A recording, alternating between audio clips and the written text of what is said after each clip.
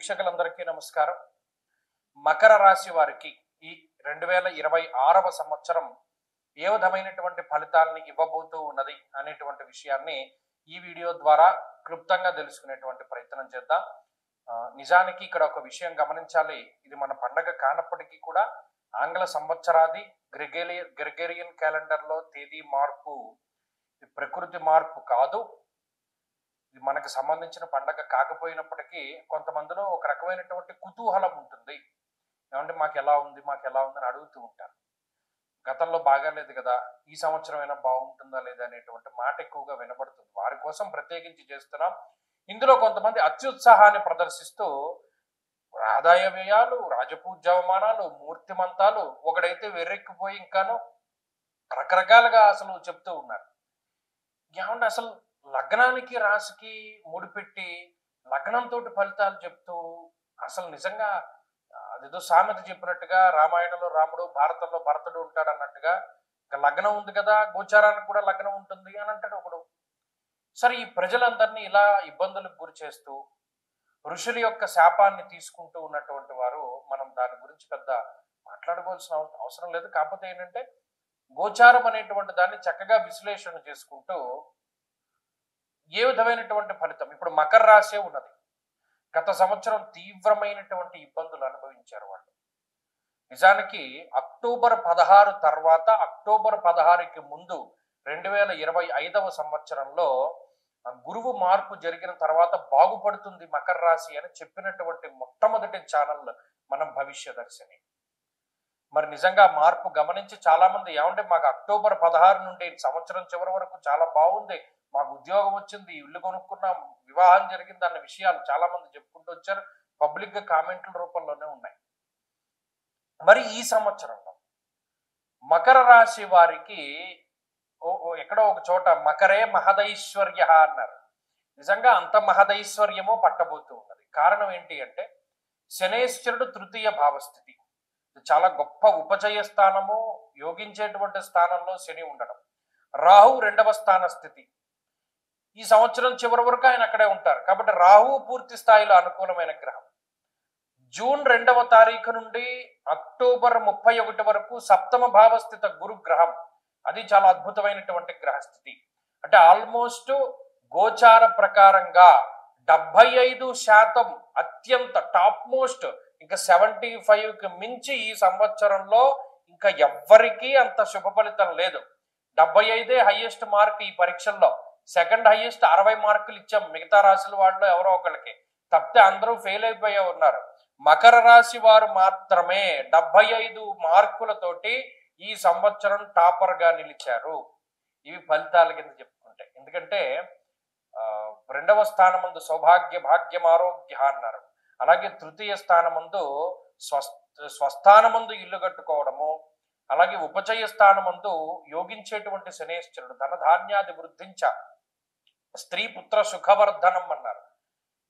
అంటే వర్ధనం అంటే పెరుగుతూ ఉండడం, పుత్ర సంతానం కలగడం, సంతానాభివృద్ధి కలగడం, వివాహం జరగడం, ఒక కుటుంబం ఏర్పడడం, వ్యాపారాభివృద్ధి జరగడం, అలాగే వ్యవహారము, విద్య, ఇవన్నీ సంపదలన్నీ కూడా అభివృద్ధి చెందుతూ ఉండడం, ఓ రకమైనటువంటి ధైర్యం పెరుగుతూ ఉండడం, సమాజంలో కీలకమైనటువంటి పదవి లభిస్తూ ఉండడం, ఇలా అనేక రకాలైనటువంటి శుభ ఫలితాల గురించి చెప్పుకుంటూ వచ్చారు.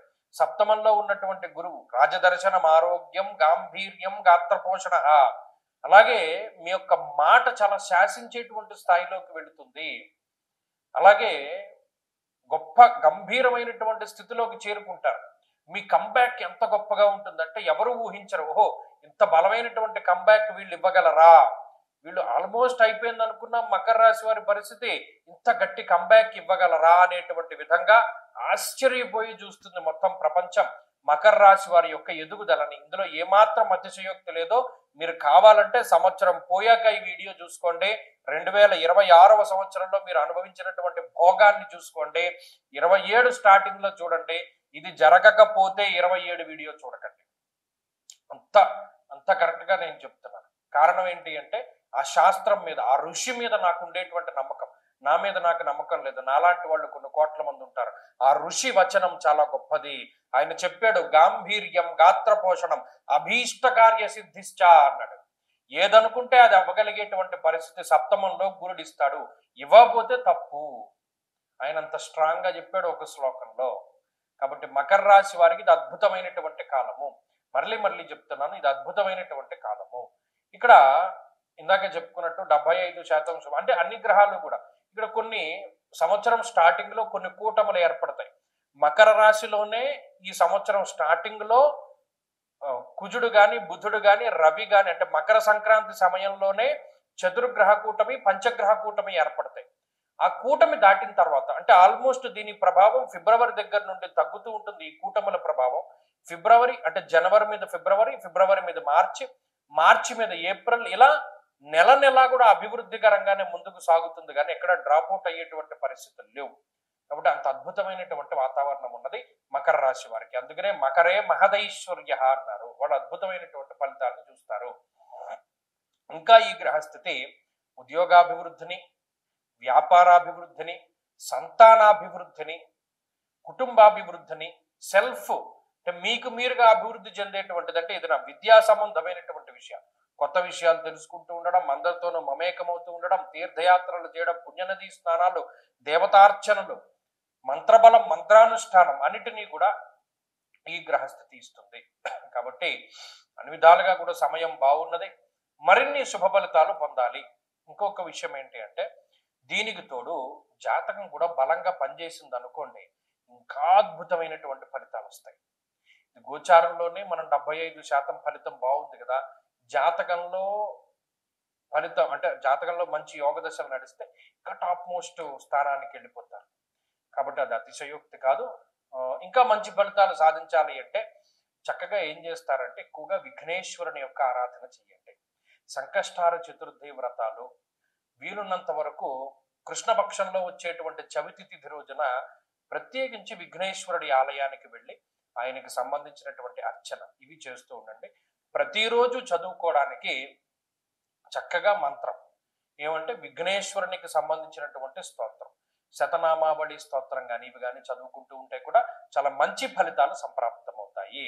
కాబట్టి మకర రాశి వారి యొక్క అద్భుతమైనటువంటి స్థితి భగవంతుడు వారికి ఇంకా ఉన్నతమైనటువంటి స్థితిని కలగజేయాలి, మరి ఉన్నతమైనటువంటి అభివృద్ధి వాళ్ళకి ఇంకా రావాలి అనేటువంటి ఉద్దేశంతో చక్కగా ఆశీర్వదిస్తూ వారికి ఇంకా మంచి ఫలితాలు రావాలి అని కోరుకుంటూ స్వస్తి.